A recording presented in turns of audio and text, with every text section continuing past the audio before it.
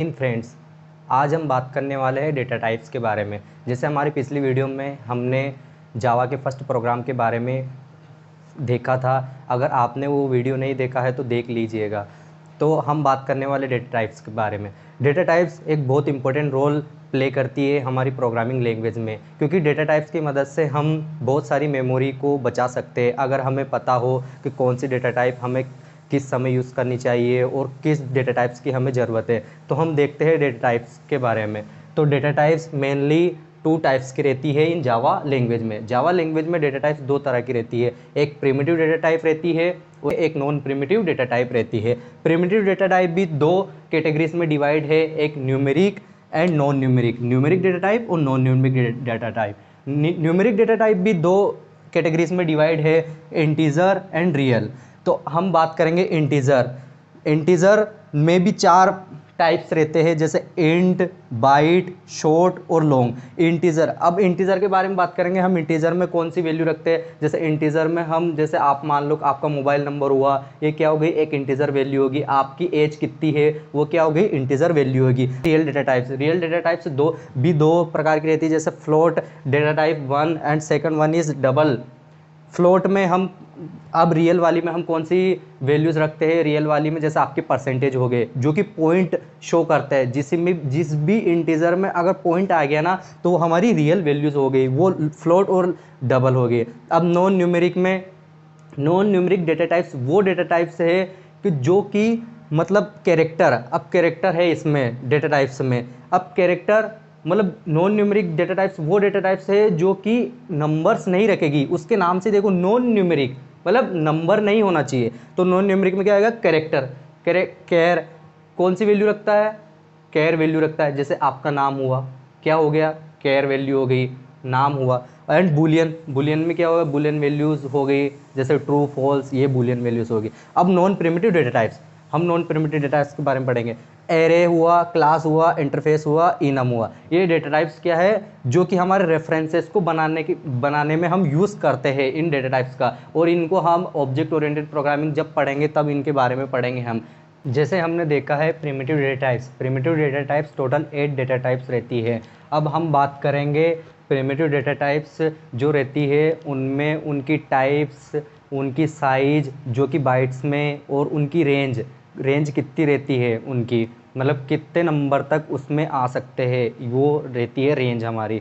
अब बाइट, जो data type है उसकी साइज 1 बाइट रहती है और उसकी रेंज -1 to 8 से 1 to 7 तक रहती है।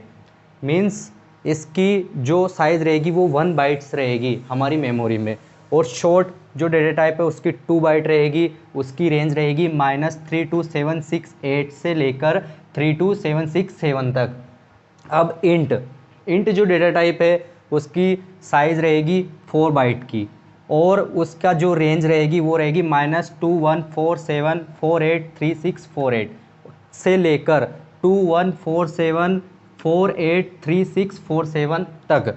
एंड लॉन्ग जो डेटा टाइप है उसकी जो साइज़ रहती है वो 8 बाइट रहती है और उसकी रेंज बहुत बड़ी रहती है। इसमें अधिकतर जो इसकी जो डेटा टाइप है ना, इसकी रेंज बहुत बड़ी रहती है। इसकी रेंज रहती है -9223 372036854755808 से लेकर -9223 372036854755807 तक।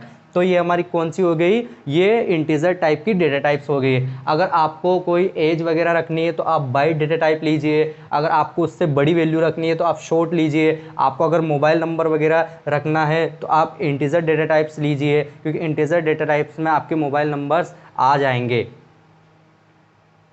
और एंड लॉन्ग डेटा टाइप, अगर आपको और ज़्यादा कुछ डेटा टाइप्स लेनी है, जैसे आपको बहुत बड़ा सॉफ्टवेयर बना रहे हो, उसमें आप मीन्स पूरे इंडिया का रिकॉर्ड रखने वाले हैं कि कितने उनका आप रोल नंबर रखने वाले हैं, सबका रोल नंबर रखने वाले हैं, लाखों स्टूडेंट है, तो आप लॉन्ग डेटा टाइप का यूज़ कर सकते हैं। अब जैसे रेशनल डेटा टाइप्स 2 रहती है वो भी, जैसे float and double. Float data type जो रहती है उसकी साइज़ रहती है 4 बाइट और जो उसकी रेंज रहती है -3.4 × 38 से लेकर 3.4 इंटू 10⁻38 तक।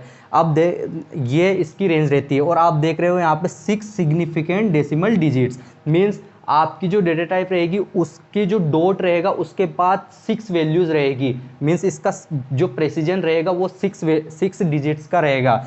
एंड डबल डेटा टाइप रहती है, उसकी साइज 8 बाइट रहेगी और उसकी जो रेंज है वो -1.7 इंटू 10⁻308 से लेकर -1.7 इंटू 10⁻308 तक रहेगी। और इसका जो प्रेसिजन रहेगा वो रहेगा 15 डिजिट्स का। मीन्स जैसे आपने कोई डिजिट फ्लोट मीन्स आपने कोई रेशनल टाइप्स की डिजिट ली है, जैसे मान लेते हैं 15.33333333, ये क्या हो गया हमारा 15 प्रेसिजन हो।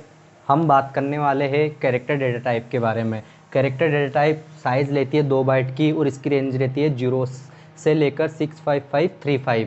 अब जैसे हम बहुत सारी लैंग्वेज में, जैसे सी लैंग्वेज है, हम यहाँ पर 1 बाइट कैरेक्टर जो डेटा टाइप रहती है उसकी साइज़ 1 बाइट रहती है और उसकी रेंज रहती है वो इससे कम रहती है।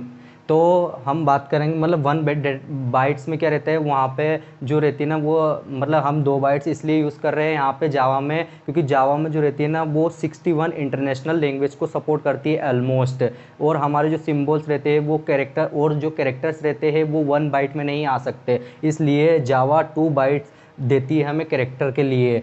और जो कंडीशनल डेटा टाइप रहती है वो जो रहती है उसकी जो साइज़ रहती है वो फिक्स नहीं रहती है, वो JVM पे डिपेंड करती है कि कितनी साइज़ रहेगी, वो JVM डिपेंडेंट बोल सकते हैं हम। और जो रेंज रहती है मतलब मीन्स रेंज नहीं रहती इसकी, ये ट्रू और फॉल्स रिटर्न करता है। अगर हम बूलियन डेटा टाइप यूज़ करते हैं तो मतलब किसी भी कंडीशंस में, अगर मतलब कंडीशनल डेटा टाइप भी कहते हैं इसको, क्योंकि हम कंडीशंस में बूलियन डेटा टाइप का यूज़ करते हैं। तो दोस्तों इसी तरह हमारे चैनल को सब्सक्राइब कर लीजिए और लाइक कर लीजिए। अगर आप समझ में आया तो आप रिवाइंड करके वापस से देख सकते हैं। और इससे आने वाले अगले वीडियो में हम बात करने वाले हैं टाइप कन्वर्जन, जो कि डेटा टाइप्स में होता है कि जैसे हमने इंट टाइप लिया और फ्लोट टाइप लिया तो हमको इंट को फ्लोट में कन्वर्ट करना है, फ्लोट को इंट में कन्वर्ट करना है। तो इस तरह के जो कन्वर्जन रहते हैं वो टाइप कन्वर्जन रहते हैं। तो हम आने वाली वीडियो में, जो अगली वीडियो रहेगी उसमें हम कन्वर्जन देखने वाले हैं। जय हिंद दोस्तों।